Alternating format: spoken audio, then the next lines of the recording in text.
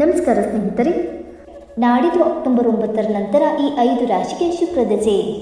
ಬದುಕು ಬಂಗಾರವಾಗಲಿದೆ. ಹೌದು, wealth, luxury, love and ರೊಮ್ಯಾನ್ಸ್ಗೆ ಕಾರಣನಾದ ಶುಕ್ರನು ಸಂಚಾರ ಮಾಡುತ್ತಾನೆ. ಅಕ್ಟೋಬರ್ 9, 2025ರಂದು ಬುಧನು ಕನ್ಯಾ ರಾಶಿಗೆ ಪ್ರವೇಶ ಮಾಡುತ್ತಾನೆ. ಇದರಿಂದ 5 ರಾಶಿಗೆ ಸೇರಿದ ಜನರಿಗೆ ಸಂಪತ್ತು ಮತ್ತು ಯಶಸ್ಸು ಬರುತ್ತದೆ.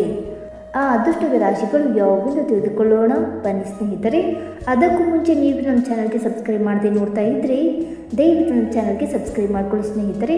ಹಾಗೆ ವೈದಿಕ ಜ್ಯೋತಿಷ್ಯ ಮತ್ತು ಆಚಾರ ವಿಚಾರಗಳಲ್ಲಿ ನಂಬಿಕೆ ಇದ್ದರೆ ವಿಡಿಯೋಗೊಂದು ತಪ್ಪದೆ ಲೈಕ್ ಕೊಟ್ಟು ನಿಮ್ಮ ಆತ್ಮೀಯರಿಗೆ ಶೇರ್ ಮಾಡಿ. ಮೊದಲನೇದಾಗಿ ವೃಷಭ ರಾಶಿ.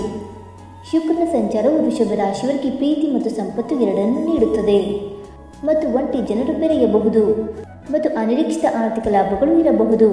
ಬ್ಯಾಂಕ್ ಬ್ಯಾಲೆನ್ಸ್ ಹೆಚ್ಚಾಗಬಹುದು. ನಿಮಗೆ ಹೊಸ ಉದ್ಯೋಗ ಅಥವಾ ಉದ್ಯೋಗದ ಅವಕಾಶ ಸಿಗಬಹುದು ಮತ್ತು ಪ್ರತಿಯೊಂದು ಕೆಲಸದಲ್ಲೂ ನಿಮಗೆ ಅದೃಷ್ಟ ಸಿಗುತ್ತದೆ. ಎರಡನೇದಾಗಿ ಮಿಥುನ ರಾಶಿ. ಶುಕ್ರನ ಈ ಸಂಚಾರವು ಮಿಥುನ ರಾಶಿಯವರಿಗೆ ಸಂತೋಷ ಮತ್ತು ಸಮೃದ್ಧಿಯನ್ನು ತರುತ್ತದೆ. ಮನೆಯಲ್ಲಿ ಸಂತೋಷದ ವಾತಾವರಣವಿರುತ್ತದೆ.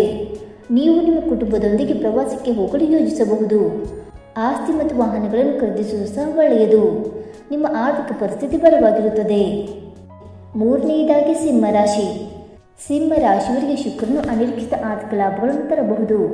ವೃತ್ತಿ ಜೀವನದಲ್ಲಿ ಪ್ರಗತಿಯ ಸಾಧ್ಯತೆ ಇದೆ ಮತ್ತು ವ್ಯವಹಾರದಲ್ಲಿ ಲಾಭವಿರುತ್ತದೆ ಮತ್ತು ಪೂರ್ವಜರ ಸಂಪತ್ತಿನಿಂದ ಲಾಭವಿರುತ್ತದೆ ಮತ್ತು ಮಾತಿನ ಪ್ರಭಾವ ಹೆಚ್ಚಾಗುತ್ತದೆ ಮತ್ತು ಬಾಕಿ ಇರುವ ಕೆಲಸಗಳು ಪೂರ್ಣಗೊಳ್ಳುತ್ತವೆ.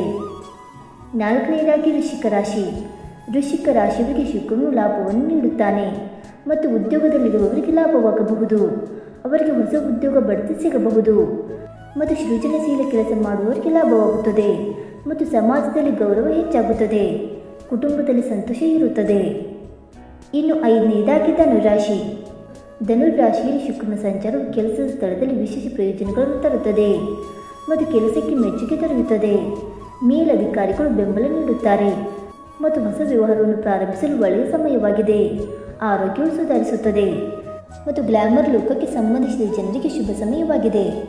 ಸ್ನೇಹಿತರೆ, ಈ ಮಾಹಿತಿ ನಿಮಗೆ ಇಷ್ಟವಾಯಿತಾ? ಇಷ್ಟವಾಗಿದ್ದರೆ ವಿಡಿಯೋಗೊಂದು ಲೈಕ್ ಮಾಡಿ, ಶೇರ್ ಮಾಡಿ. ಹಾಗೆ ನಿಮ್ಮ ಅನಿಸಿಕೆ ಮತ್ತು ಅಭಿಪ್ರಾಯವನ್ನು ತಪ್ಪದೆ ಕಮೆಂಟ್ ಮೂಲಕ ತಿಳಿಸಿ ಸ್ನೇಹಿತರೆ. ವಿಡಿಯೋ ನೋಡಿದ್ದಕ್ಕಾಗಿ ಧನ್ಯವಾದಗಳು. Thank you so much.